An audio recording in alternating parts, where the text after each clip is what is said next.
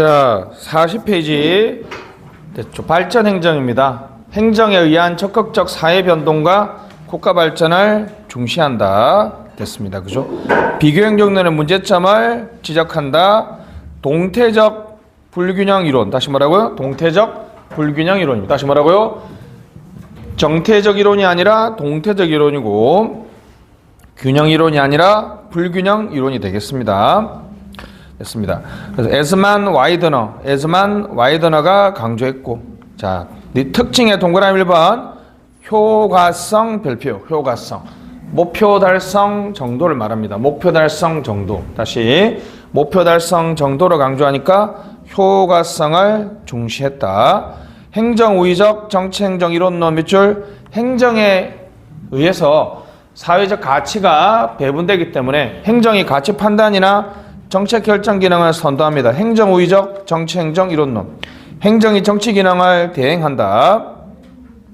발전을 선도할 기관 형성, 발전 엘리트 육성, 적극적 행정 역할. 자, 근대화 이론하고 종속 이론을 모두 극복하는데요. 자, 근대화 이론 찾았죠? 그냥 미국처럼 하면 우리가 미국처럼 발전할 수 있다. 무슨 이론? 근대화 이론인데, 이때 북한이 또는 공산주의자들이 주장한 것이, 그거는 미국에 종속되어서 미국의 꼬박 노릇밖에 못한다라고 하는 게 무슨 이론이에요? 종속 이론입니다. 종속 이론. 그래서 근대화 이론도 극복하고 종속 이론도 극복합니다. 기관 형성. 자, 그 안에 표는 안 봐도 됩니다. 그냥 요즘엔 잘 안 놓으니까 그냥 기관 형성은 어느 이론이다? 발전 행정이다. 이렇게만 보시면 되겠고, 동그라미 2번. 우리나라에서 이제 대표적인 게 경제기획원이죠. 국가 경제 발전을 위해서. 또 B 보시면 62년부터 96년까지. 와, 길죠? 몇 차? 7차. 35년이잖아요. 7호 35, 그죠? 7차 이거 시험에 안 나오면 그냥 여러분들 우리 사회가 어떻게 발전해 왔는지 한번 아시라고 하는 거고. 더 여러분 빡치는 게 바로 무슨 사무관이에요? 유신 사무관입니다. 77년부터 88년까지 대한민국 공무원, 자, 5급 사무관. 5급 사무관, 지금 5급 사무관 되려면 행정고시 시험 붙어야 되죠. 이때는 육군사관학교를 졸업하고 6년인가 복무하면요, 바로 제대하면 5급 사무관을 줬다는 거야. 그래도 유신시대 때 있었던 사무관이라고 해서 무슨 사무관이래요? 유신 사무관이 그럽니다. 이 사람들을 각 부처에 딱 심어 놓으면 박정희 대통령 완전히 꼬봉이 되겠죠. 그죠? 그렇게 해서 관료제 전체를 이끌고 나갔다는 것이죠. 71년도에 행정고시 134명인데 유신사무관을 100명이나 뽑았으니까 엄청 많이 뽑았죠. 그죠? 이 애들을 우리가 발전 엘리트라고 합니다. 발전 엘리트를 육성해서 행정이 적극적으로 사회 발전을 이끌고 나갔다.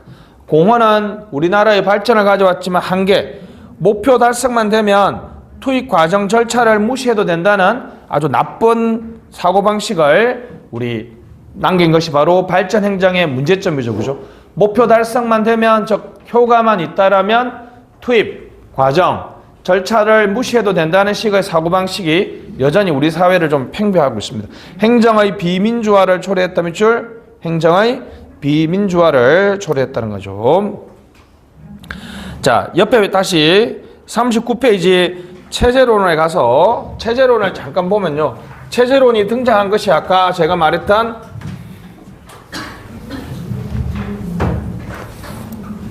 자, 비교를 하고, 자, 갑니다.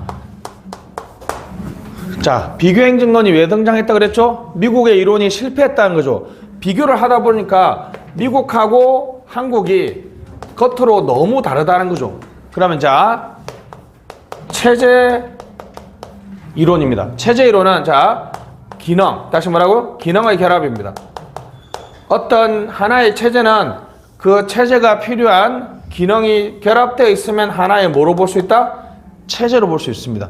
추상적인 건데, 자, 한번 볼게요. 자, 여러분. 국가라고 보지 말고 국가라는 체제로 제가 볼게요. 국가라는 체제.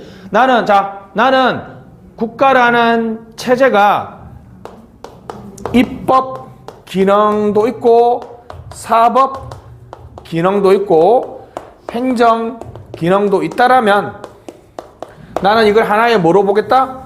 체제로 보겠다. 내가 이렇게 가정했죠. 다시 어떤 목표 달성을 위해서 기능들이 다 있으면 하나의 뭐로 볼 수 있다? 체제로 볼 수 있다는 거예요. 체제. 자, 그러면 미국 해봅시다. 미국하고 한국을 비교할 수는 없지만, 자 갑니다. 미국은 입법부가 뭐가 있어요? 상원도 있고 하원도 있죠. 한국은 국회가 있죠. 체제론을 전제하니까 기능을 수행하는 구조를 맞춰주니까 원래는 겉으로는 상원, 하원하고 한국의 국회가 비교가 안 되는데, 같은 기능을 수행하는 하나의 뭐로 보았을 때?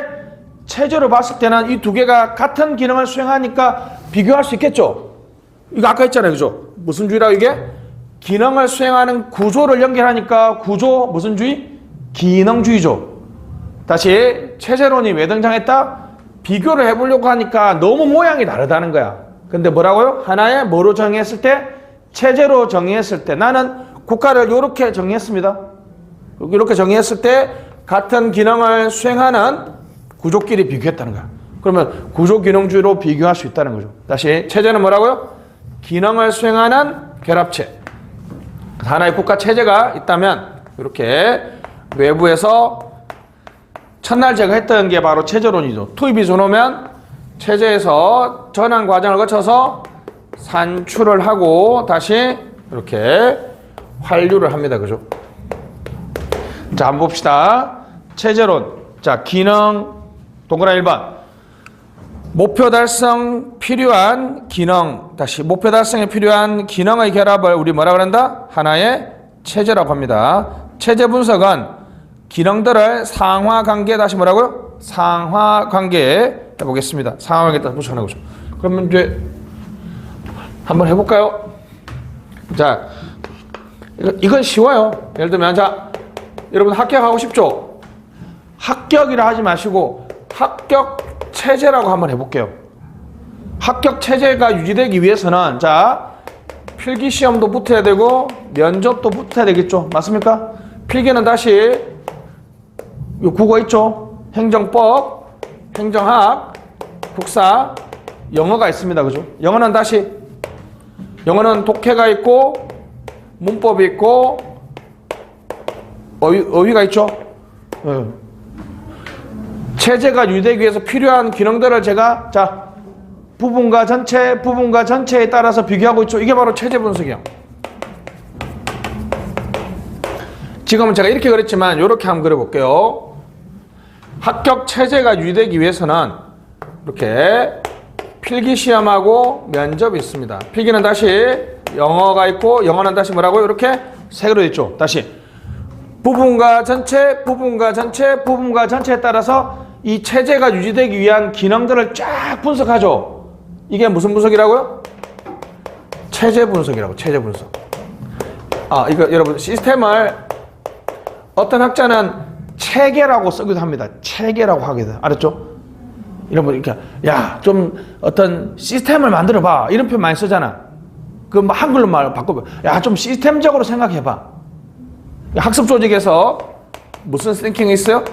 시스템 띵킹이 있거든. 무슨 생각? 체계적 사고, 체제적 사고. 부분과 전체의 관계 속에서 생각하는 거. 무슨 사고? 체제적 사고. 됐습니다. 체제는 요 아질이라는 4개의 기능을 수행하는데 요즘엔 잘 안 나오고요. 자, 투입 동그라미, 전환, 산출, 환류라는 투입은 요구와 지지, 전환은 조직인사 재무, 산출은 법, 정책, 제도, 공공재, 환류는 긍정적 환류는 체제 유지고요. 부정적 환류는 체제의 해체를 위한. 느낌 있죠? 긍정적이라는 말은 그것을 유지한다는 것이고 부정적 환류라는 것은 그것을 해체하기 위한 것이죠. 됐습니다. 밑에 보시면 특징, 목적론적 관점 밑줄 맞죠? 체제 유지라는 목적이 있죠. 목적론적 관점. 경계가 있다. 경계 동그라미, 경계가 있습니다. 환경과의 지속적 상호작용. 그 투입이 환경이잖아요. 그죠? 환경 요소에 따라서 체제가 변화해 나갑니다. 통합성 있고 전체와 부분의 무슨 관계? 개서적 관계. 방금 했죠? 자, 부분과 전체 무슨 관계? 개서제적 관계. 변화하면서 체제가 유지됩니다. 이걸 동적 향상성이라고 그러고 등종국성, 체제 유지에는 다양한 방법이 존재합니다. 등종국성 됐습니다. 요 정도까지만 보시면 되겠고 한개 보시면 체제는 그 유지만을 강조하기 때문에 기득권을 옹호하고 안정만을 추구합니다. 그죠? 그래서 개도국에는 적합하지 않다는 게 시험에 가끔 나옵니다. 그죠? 동그라미 2번. 거시적 측면에서 균형을 연구하기 때문에 미시적인 개인의 성격, 권력, 의지 등을 즉 미시적 요소를 분석하지 않는다. 이게 한번 최근에 나왔습니다. 밑에 있는 것처럼 권력, 의사전달, 정책 결정 같은 문제를 중요한 변수로 고려하지 않습니다. 알았죠? 너무 거시적이고 일반적인 분석을 하기 때문에 미시적인 요소에 대해서 분석이 약하다는 것이 체제 분석의 또 하나의 단점이 되겠습니다. 자, 지금 보시면 자, 1945년 이후에 비교 행정하고 발전 행정은 개도국의 흐름이었습니다. 그죠? 비교 행정론과 관련해서 체제론이 필요했던 이유를 제가 방금 설명드렸고, 그죠? 미국은 복지국가 함건기였어요. 1955년 전까지는. 자, 갑니다. 예, 우리 41페이지 보시면, 거기에 이제, 오른쪽 사진에 있는 분은 누군지 아시죠? 이분은 모르면 여러분 너무 상식적인 문제가 있습니다. 마틴 루트 킹 목사죠. 그죠? 왼쪽에 있는 그 여자분이 미국 국회의사당에 묻힌 10명 중에 한 분이고 바로 로자 파커스 여사입니다. 자, 잠깐 한번 제가 설명해 볼게요. 읽어보시면 돼요. 로자 파커스는 당시에 봉제사, 여러분 옷 수선해 주는 사람이었거든요. 그날은 퇴근하고 가는데 그 당시에 여러분 버스에는 앞쪽은 백인이 앉고 뒤쪽은 흑인이 앉아야 되거든요. 흑백 분리가 있었단 말이에요. 그래서 자기가 타서 흑인 자리에 앉았는데 갑자기 백인들이 와가지고 자리 일어나! 이렇게 했다는 거야. 그러니까 1950년대는 아직까지 어떻습니까? 흑백 차별이 만연화되고 일상적인 사회였거든. 그래서 자리를 안 일어났더니 구속이 돼버렸어요. 뒤에 있는 남자가 그 자리 일어나고 했던 그 남자 아닙니다. 뒤에 있는 남자는 기자야, 기자. 그걸 딱 보도하니까 흑인들이 평소에 자기들이 차별당했던 울분이 폭발해가지고 엄청나게 큰 흑인 시위가 일어났어요. 요 시위에서 그 강경파가 누구예요? 말콤 엑스 같은 목사. 백인들을 다 때려잡고 흑인들의 아메리카를 건설하자. 그래서 암살당하고 온건파가 누구라고? 마틴 루터 킹 목사입니다. 흑인과 백인이 공존하는 세상을 꿈꾸자는 거죠. 여러분들에게 워싱턴 대행진 1963년에 워싱턴에 100만 명을 끌고 대행진을 하면서 여기서 했던 유명한 연설이 처음에 시작하는 건 뭐예요? I have a dream으로 시작하는 그 유명한 연설. 그 다음 내용이 뭐예요? 번역하면 우리 아들하고 백인 아들이 같이 놀이터에서 행복하게 노는 그런 세상을 꿈꾼다는 거야. 그래서 민권운동이 일어납니다. 그래서 여기 밑에 그 사진 밑에 보시면 밑줄 친 거 그 Civil Rights Act 있습니까? 그죠? Civil Rights Act가 제정되면서 여러분하고 이제 밀접하는 것에 관련된 이론 여기서 탄생합니다. 자, 갑니다. 그러면 첫 번째 킹슬레이라는 학자가 원래는 영국 관료제를 연구했는데 이게 이제 미국에 도입돼서 자, 여러분 왜 미국에는 흑인들을 위한 정책만 나올까요? 자, 여러분 요즘에 20대 남자 여자한테 이런 말하면 좀 조심스럽긴 한데 이거는 학문적 관점에서 말하는 거예요. 팩트로 말하면 자, 우리나라의 정책은 여전히 남성 위주란 말이죠. 왜 그렇죠? 너무나 당연한 얘기죠. 대법관 14명 중에 여자분이 4명밖에 안 돼요. 4명인가 3명밖에 안 됩니다. 헌법재판소 재판관 이제 3명 됐고 장차관 중에서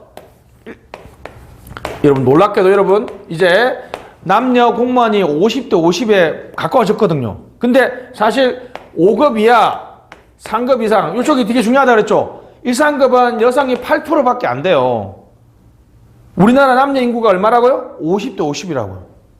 아, 정책을 결정하는 모든 공무원들이 다 백인이야. 미국은 흑인이 30% 정도, 20% 정도 된다고 가정했을 때 너무 정책이 편향적이죠. 그럼 왜 흑인들이 공무원이 안 됐을까요? 1등부터 10등 뽑는 시험에 백인들은 캐딜락 존에 태어나서 사교육 받아서 시험 보니까 다 붙죠. 흑인들은 태어나서 세상 아니니까 아버지는 헤이요 하면서 총질하고 엄마는 마약하니까 공부할 수 있습니까? 없습니까? 공부할 수 없다는 거 아니야. 그러니까 전부 다 누가 공무원이 돼요? 백인이 공무원 되니까 야 이거 안 된다. 바로 할당제를 합니다. 할당제. 바로 요게 무슨 관료제예요? 대표 관료제. 대표 관료제. 그래서 자 1829년에 자 미국의 인사제도는 무슨 주의? 역관주의가 있었죠. 자, 그 다음에 무슨 주의? 실적주의가 있었죠. 자, 1950년대는 그 두 개를 섞은 적극적 인사행정이 있었거든요. 요거는 전혀 중요하지 않습니다. 실적주의. 자, 고위직은 역관주의를 하고 중하위직은 실적주의를 해요. 두 개를 하나만 하는 게 두 개를 섞었으니까 소극적이에요? 적극적이에요? 적극적이죠. 적극적 인사행정 하고 난 다음에 이제 무슨 관료제? 대표 관료제, 대표. 이게 여러분 지금 우리나라에서 논점이잖아요. 지금 인천이 가장 핫하단 말이야. 왜냐하면 광역시 중에서 다문화 가정 자녀들이 가장 많은 동네가 어디예요? 인천이란 말이야, 인천. 초중고생에 지금 3%예요, 3%. 인천은 조금 더 높아요. 자, 할당제를 해가지고, 그러면 8등, 9등, 10등을 탈락시키고 흑인 1등이 10등까지 커트라인이 90점인데 흑인 1등, 2등, 3등 얘가 60점, 60점, 60점이야. 그냥 명과락 했어요. 요 애를 요렇게 뽑는단 말이야. 요게 무슨 관료제는? 대표 관료제인데 그러면 요 8등, 9등, 10등은 점수는 되는데 내가 뭐 때문이라고 떨어졌어요? 백인이라는 이유 때문에 떨어진 거잖아. 여러분이 백인, 흑인, 남자, 여자는 여러분이 스스로 결정할 수 있는 게 아니잖아요. 실적주의는 실적에 따라서 판단해야 되지만 내가 오히려 뭐라고? 백인이라고 해서 내가 떨어졌다. 오히려 내가 무슨 차별당했다? 역차별 당했다라고 해서 이때 바로 대표관료제가 등장합니다. 대표관료제는 여러분 흑인과 백인을 같게 대우하는 거예요? 다르게 대우하는 거예요? 다르게 대우하는 거잖아요. 그죠? 자, 행정학에서 형평하다, 공정하다, 공평하다, 사회 정의를 대변한다는 거는 딱 이것만 기억하면 돼요. 각각다다. 다시 뭐라고요? 각각다다. 내가 한번 하면 웅얼웅얼 따라 해봐. 다시 각각다다. 다시 뭐라고요? 각각다다. 같은 것은 어떻게 대우하고? 같게 대우하는 것. 같은 것은 같게 대우하니까 수평이에요? 수직이에요? 수평이죠. 다른 것은 어떻게? 다르게 대우하는 것은 수직이죠. 그럼 지금 대표관료제는 무엇을 제공하고 무엇을 제외시킵니까? 흑인과 백인을 같게 대우해요? 다르게 대우해요? 다르게 대우하니까 수직적 형평성, 공평성, 공정성은 제고하지만 수평적 공평성, 형평성, 공정성은 저해한다고 할 수 있죠. 그래서 이때 당시에 대표관료제가 아주 광범위하게 시작됐습니다. 또 한편으로 자, 미국에서 본격적으로 사회복지정책. 자, 여러분 사회복지정책은 누구를 위한 정책입니까? 사회복지정책도 여러분 자, 국민기초생활보장법은 소득이나 돈이 없는 사람들한테 지원해 주는 거죠. 수직 형평이에요? 수평 형평이에요? 모든 국민들한테 다 주는 게 아니잖아요. 사회적 약자를 우선적으로 대우하니까 바로 수직자. 대표 관료제와 무슨 정책? 사회복지 정책이 본격적으로. 윤정, 너는 이름이 너무 엄마나? 엄마나? 혹시 전공이 뭐냐? 우리나라 사회복지 정책은 크게 두 가지가 있습니다. 뭐가 있죠?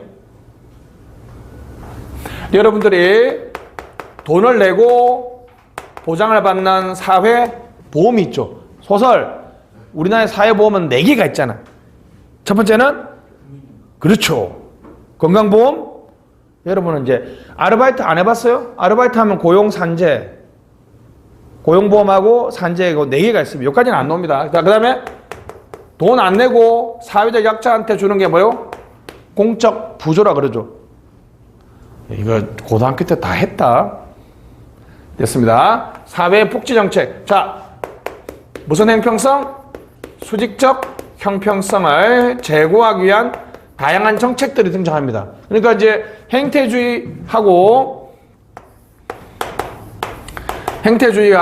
행태주의가 지배하던 시대에 1950년대, 60년대 무슨 폭동? 흑인 폭동에 직면하면서 이러한 새로운 정책의 흐름 등장하니까 새롭게 행정을 영어로 뭐라 한다고요? 퍼블릭 행정을 영어로 어드미니스트레이션이라고 그랬죠. 행정을 영어로 뭐라고요? 퍼블릭 어드미니스트레이션. 행정. 그죠? 무슨 행정?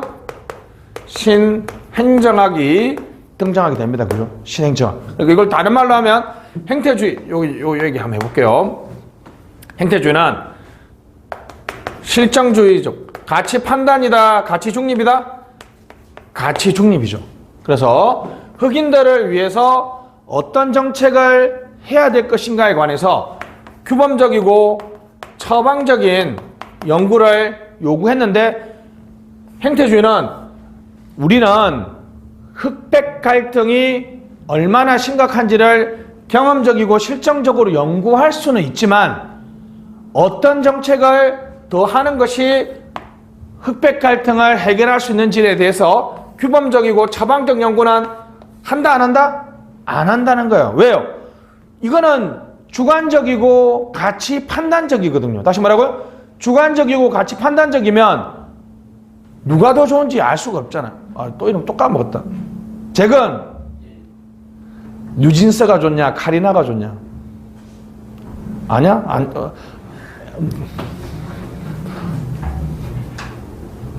카리나는 아니지. 에스파지. 장카설류 아냐? 너보다 내가 더 신세대지. 우리 딸 때문에 알게 됐지. 너 알아? 장카설류? 오! 맞아. 넌 어느 파야?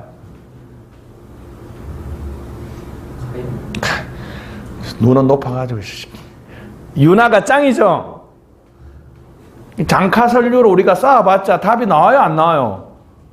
안 나오잖아. 왜냐면 주관적이고 가치 판단적인데 이 얘기하고 싶어요. 그렇습니다. 그래서 자 갑니다. 후기 행태주의가 등장합니다. 다시 뭐라고요? 후기 행태주의. 민권법 밑에 보시면 무슨 행태주의? 후기 행태주의. 민권법이 있고 데이비드 이스턴이 무슨 행태주의? 후기 행태주의. 다시 뭐라고요? 후기 행태주의. 다시 후기 행태주의. 후기 행태주의. 이게 내용상 탈이야, 탈. 개성하는 게 아니라 행태주의의 문제를 이제는 사회 문제 해결에 활용하자. 다시 뭐라고? 활용하자. 행태주의를 부정한 건 아니고요. 사회 문제 해결에 너무 이론 정립으로 연구하지 말고 사회 문제 해결에 활용하자라고 주장했습니다. 활용하자라고 주장했죠. 자, 그래서 후기 행태주의는 저는 이 단어를 너무 좋아합니다. relevant. 후기 행태주의의 특징은 뭐라고 번역할 것 같아요? 보통 선생님들은 적실성이라고 하는데 저는 급박성이라고 번역하고 싶거든요. 지금 2025년 가빈 2025년 우리나라에서 가장 급박하고 가장 지금 필요한 해결이 가장 필요한 사회 문제에 뭐가 있다 그랬지? 지난주에 왔어요 안 왔어요? 그러니까 잭은 대답해봐. 7개 내가 얘기했잖아요. 저출산, 저성장, 고령화, 양극화, 사위다. 저조고양, 사위다. 저출산, 저성장, 고령화, 양극화, 몇 차 산업혁명? 4차 산업혁명. 무경계, 위험사회야. 다문화. 이거는 시험에는 안 나와. 객관식 시험에 안 나오는데 여러분 면접 준비 미리 하세요. 여러분들 아까 세 번째 질문 뭐겠어요? 왜 지원했습니까? 물어보겠지. 한국 행정 어떻게 생각하세요? 물어보겠지. 그럼 앞으로 인천행정이 어떻게 나가면 좋겠습니까? 예, 저출산, 저성장, 고령화, 양극화 사회를 대비할 수 있는 적극적인 행정이 돼야 됩니다. 뭐 좀 말이 되잖아. 시키는 거 열심히 하겠습니다라고 하면 바로 떨어지겠죠. 이게 우리 사회에 지금 무슨 문제? 렐러번트한. 다시 뭐라고? 렐러번트한. 적실한, 적합한, 급박한 사회 문제. 다시 뭐라고? 후기행태주의는 급박한 사회 문제를 해결하고 액션, 실천, 처방, 행동에 관한 이론 정립이 아니라 행동에 관한. 그래서 이 후기행태주의의 1968년 데이비드 이스턴이 후기행태를 주장하니까 왈도라는 행정학자가 미네부룩에서 자, 보시죠. 미네부룩 밑줄짝 68년이죠. 68년은 여기 위에 동그라미 4번 데이비드 이스턴이 말했던 68년하고 똑같죠. 그죠? 68년 데이비드 이스턴이 말했던 그래서 왈도 프레드릭슨 등중했습니다. 신행정학의 특징 A. 적실성. 느낌 있죠? 적실성. 행태주의, 탈행태주의, 탈행태주의. 행태주의의 부정은 아닙니다. 부정 X 쓰시고 행태주의를 부정한 게 아니라 행태주의를 사회 문제 해결에 활용하자 그랬습니다. 다시 뭐라고요? 사회 문제 해결에 활용하자 그랬고 소용돌이 치는 환경에 적응, 새로운 조직, 탈관료제 나중에 보시고 시민 참여를 강조했다. 고객 중심주의, 행정의 대형성 향상, 고객만족은 밑에다가 대문자로 MPM 쓰시고 고객만족은 MPM입니다. MPM이고 고객 대형성 또는 행정의 대형성을 강조했다는 것은 신행정학입니다. 여기 지금 고객 대형성은 행정의 대형성은 뭡니까? 지금 이 당시에 지금 시위를 일으키고 가장 사회 문제를 제기했던 사람은 바로 흑인 빈곤층이죠. 자, 사회적 형평성 미줄짝 대표관료제. 자, 써보세요. 대표관료제 수직 공평이에요? 수평 공평이에요? 수직 형평성, 공평성 써도 됩니다. 수직 형평성은 플러스 제고하지만 수평적 형평성은 제고하지 못합니다. 그죠? 신행정학에 대한 평가입니다. 가치 판단적, 가치 개입적, 규범적, 처방적. 느낌 있죠? 무엇이 옳고 바람직한 거를 연구했고요. 블랙스버거 선언 미줄짝 1985년에 썼어요. 공부한 분들은 이게 왜 중요한지 아시죠? 블랙스버거 선언. 최근에 공공가치론에서 블랙스버거 선언이 강조되고 있습니다. 정부기능 재정립운동에 영향을 줬다는 것이고 됐습니다. 한 개는 시험에 잘 안 나오니까 넘어갑시다. 현상학입니다. 요거는 C라고 되어 있는데 제가 지금 생각할 때 한 10년 넘게 지금 시험에 안 나온 것 같아요. 자, 한번 지어보겠습니다. 그래서 갑니다. 여기 미국은 행태주의가 20년 동안 지배적이었는데 1960년대 흑인 폭동 월남전이라는 시대의 격변에 따라서 무슨 행태주의가 등장했다? 후기 행태주의가 등장했다 그랬죠. 그죠? 후기 행태주의의 핵심적 특징이 두 개 뭐라고? Credo of Relevance and Action에 관한 그 사회의 급박한 사회 문제와 처방에 관해서 연구하자라고 얘기했죠. 그죠? 그래서 등장한 행정학이 무슨 행정학? 신행정학이고 신행정학에서 가장 강조한 건 두 개죠. 뭐죠? 사회적 약자를 위한 정책. 무슨 정책? 사회 무슨 정책? 복지 정책이 있고 사회적 약자를 우대 채용해야 된다. 무슨 관료제? 대표 관료제가 있습니다. 이 후행태주의의 영향을 계속 받은 것들이 자 아까 우리가 봤던 것처럼 요거는 약간 좀 여러분 이제 요 다음에 가면 좀 철학적인 이론이고 좀 빨갱이와 관련된 이론이니까 좀 내가 빨갱이는 아니냐 알았지? 자 갑니다. 자, 아까 얘기했죠. 그죠? 눈물을 흘립니다. 네, 기쁘고 슬프고 하품 때문에 눈물 흘릴 수 있잖아요. 그죠? 자, 이거는 인간의 외면이니까 어떻게 연구할 수 있다? 실증적으로 연구할 수 있죠. 여기는 누구의 연구 결과다? 행태주의죠. 근데 기쁘고 내가 슬퍼서 우는데 기뻐서 운다 그러면 검증할 방법이 있습니까? 없습니까? 검증할 방법이 없으니까 인간의 여기 내면 intention, 다시 뭐라고요? intention, meaning. 자, 이제 여기서부터 좀 뜬구름 잡는 얘기를 할까요? 자, 내 친구 윤석열일 수도 있고, 그죠? 지금 깜빵에 계시는 윤석열일 수도 있고, 그죠? 그러니까 윤석열 정부라고 했을 때, 부평 공경단이라고 했을 때, 이게 사회과학에서 사회현상은 객관적인 실체가 있느냐, 아니면 우리가 그런 객관적 실체는 없고, 우리가 느끼는 의미 공유의 결과물이냐라는 두 가지의 극단적인 대립이 있습니다. 갑니다.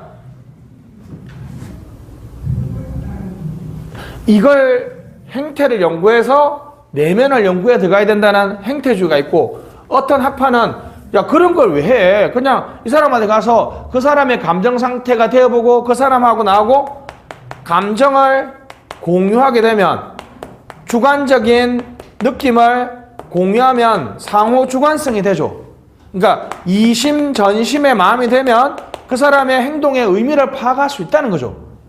다시 사회과학은 다시 객관적인 실체로 존재한다는 것이 실제론이에요. 실체가 존재하니까 실정주의로 연구할 수 있다는 거죠. 아니야. 윤석열 정부는 자 여기 부평역에서 태극기 드시는 분들은 이렇게 생각할 거 아니에요. 저는 반대로 이렇게 생각하고, 어떤 사람은 또 이렇게 생각할 수 있고, 각자 생각하는 부분이 다 다르죠. 그러면 요만큼이 지금 의미가 공유된 부분이죠. 요 정도까지를 우리가 윤석열 정부라고 할 수 있다. 그냥 우리가 그냥 지금 현재 집권하는 있는 사람들을 윤석열이라고 부르는 정도의 노미널리즘. 그냥 우리가 그렇게 이름을 지어준 것 뿐이라는 거야. 그럼 이거는 실정주의로 연구할 수 있는 것이 아니라 뭐로? 의미 공유로 연구할 수 있다는 거죠. 다시 이건 철학이에요. 철학. 다시 사회현상. 여러분 삼성, 여러분이 생각하는 삼성과 내가 생각하는 삼성이 같을까? 그냥 삼성이라는 회사에 다니는 사람들 간판 붙여있는 요게 우리가 삼성이라고 부르는 것 뿐이야. 무슨 론? 유명론. 그러면 네가 생각하는 삼성하고 내가 생각하는 삼성을 얘기를 해서 의미가 공유되는 그 부분만큼이 삼성이라고 우리가 얘기할 수도 있다는 거죠. 그러면 이 얘기를 도입하면, 자 진짜 눈물을 흘리는 이 행위가 이 인간의 전체 행위에서 차지하는 부분은 되게 적잖아요. 진짜 중요한 거는 의미와 의도잖아. 눈물을 흘리는 게 중요한 게 아니잖아요. 그죠? 왜냐하면 A, B, C 사람은 눈물을 흘리는 거는 같다라고 결론 낼 수 있지만 우리가 의미를 알면 전혀 다른 현상이 되잖아. 사회과학은 객관적인 대상으로서 실정주의로 연구하는 것이 아니라 그 현상을 있는 그대로 의미 공유의 대상, 상호 주관성을 확보하는 걸로 이해하는 학자들이 바로 현상학입니다. 한번 봅시다. 현상학. 일단 행태주의를 거부한다는 거 별표. 동그라미 1번. 현상학은 실정주의에서 강조하는 인간 외면이 아니라 인간의 내면, 의미, 의도. 맞죠? 내면, 의미, 의도 파악. 하몬의 액션 시오리. 하몬의 무슨 시오리? 액션 시오리. 자, 그래서 이것도 중요합니다. 자, 여기를 뭐라 그랬어요? 아까? 여기를 behavior라고 했으면 학문적으로 여기를 뭐라 그런다고요? 액션이라고 한다고. 자, 이거 학문적으로 이 두 개는 아주 다른 단어입니다. 인간 행동 중에 객관적이고 외면적이고 실정적이고 경험적이라면 인간 행동 중에 의미와 의도, 다시 말하고 의미와 의도, 다시 말하고 의미와 의도. 액션 시오리는 야! 비헤이버가 중요한 게 아니라 뭘 연구해야 돼? 액션을 연구해라고 하는 것은 바로 무슨 시오리? 액션 시오리. 객관적인 관찰을 통해서 인간을 내면을 알 수 있다는 것은 무슨 이론? 비헤이버. 그죠? 됐습니다. 내용에서 동그라미 1번. 아, 제가 정말 좋아합니다. 사회현상은 자연현상처럼 인간과 동떨어진 객체로 존재하는 것이 아니라 그 속에 참여하는 사람들의 의식, 생각으로 구성되는 거 맞습니까? 내가 얘기했잖아요. 여러분 생각하는 윤석열 정부와 내가 생각하는 윤석열 정부가 같을까 다를까? 객관적 실체로 존재한다고 하면 다 같을 거 아니에요. 근데 사람들마다 의미와 의도에 따라서 다르게 해석할 수 있다는 거죠. 그래서 동그라미 2번 인간 행동은 상호 주관적 경험 밑줄 밑에 보시죠. 그럼 자연현상과 사회현상은 같다 다르다? 다르다. 그러니까 자연현상의 연구 방법인 실정주의를 사회현상에 도입할 수 있다 없다? 없다 이렇게 되겠죠. 그죠? 자, 상호 주관성, 간주관성, 이심전심 공감됩니다. 상호 주관성하고 간주관성은 같은 말이에요. 알았죠? 다시 현상학에서 중요한 건 뭘 확보하는 거? 상호 주관성을 확보하는 것을 강조합니다. 그죠? 동그라미 3번 인간은 의도를 가진 무슨 존재? 능동적 존재. 현상학 행태주의는 자극 반응적인 존재로 보잖아요. 그죠? 자, 상호 주관성, 현상적 세계. 그래서 동그라미 4번 의도된 행동은 액션이고 표출된 행동은 비헤이버라 그랬죠. 그죠? 이거 구분할 수 있죠? 됐습니다. 2번이 동그라미 2번이 시험이 잘 나옵니다. 동그라미 2번이 그 다음 시험 잘 나오죠. 공원. 자, 현상학은 행태주의가 파악하지 못하는 인간의 내면을 연구함으로써 경험의 형식까지도 이야기하고 행정윤리 도출에 기하죠. 왜요? 옳고 그름은 주관적이고 가치 판단적이기 때문에 우리가 합의를 이루어내는 게 중요하죠. 그죠? 됐습니다. 한 개는 시험에 잘 안 나오니까 넘어가고 하버마스 비판 이론입니다. 토탈리티, 총체성. 요게 이제 전형적인 좌파 이론이죠. 그죠? 비판 이론입니다. 자, 요 다음 이론이 자, 인간의 그냥 한번 예를 들어서 한번 설명해 볼게요. 이 두 가지를 동시에 설명해 볼게요. 임금 피크제하고 비판 이론을 같이 한번 설명해 봅시다. 임금 피크제는 한 번쯤 들어봤는데 그게 무슨 말인지 잘 모르잖아요. 그죠? 자, 봅시다. 민간 기업에는 정년이 60세예요. 그죠? 그러면 1년 근무할 수 있고 1년에 여러분 지금 300만 원에서 시작해서 만약에 정년에 600만 원에 내가 정년 하면 600만 원 받고 끝난다고 합시다. 자, 일반적으로 우리나라처럼 호봉제를 하면 내가 정년 맞는 이 해가 임금의 가장 피크, 정상에 있는 거죠.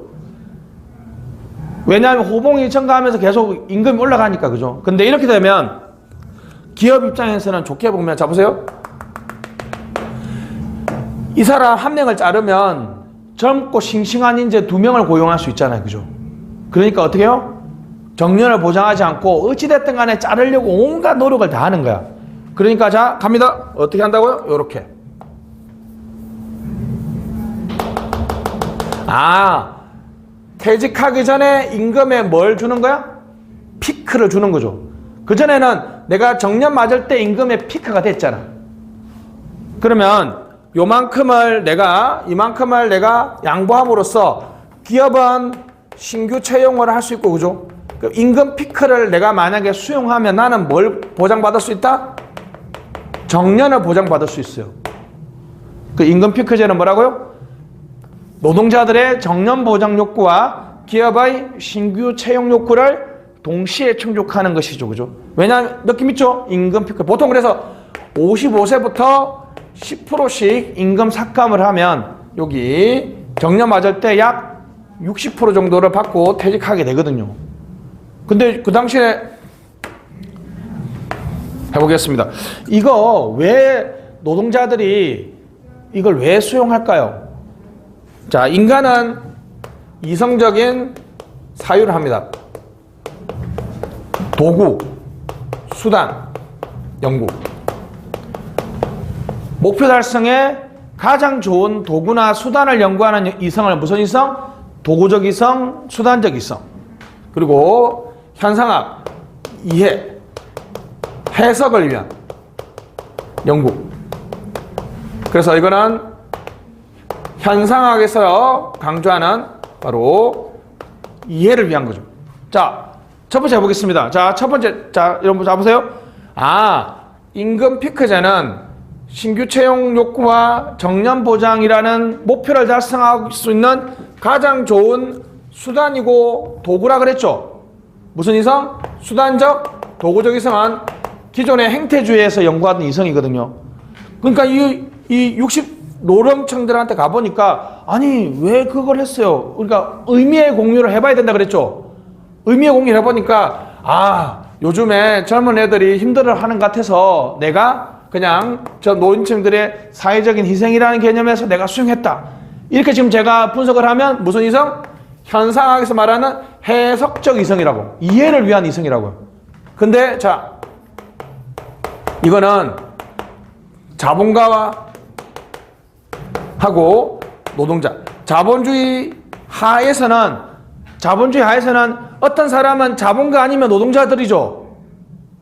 이 현상의 이면에 존재하는 자본가들이 노동자들을, 젊은 노동자와 늙은 노동자들을 분리 통치하는 수단이라는 거야.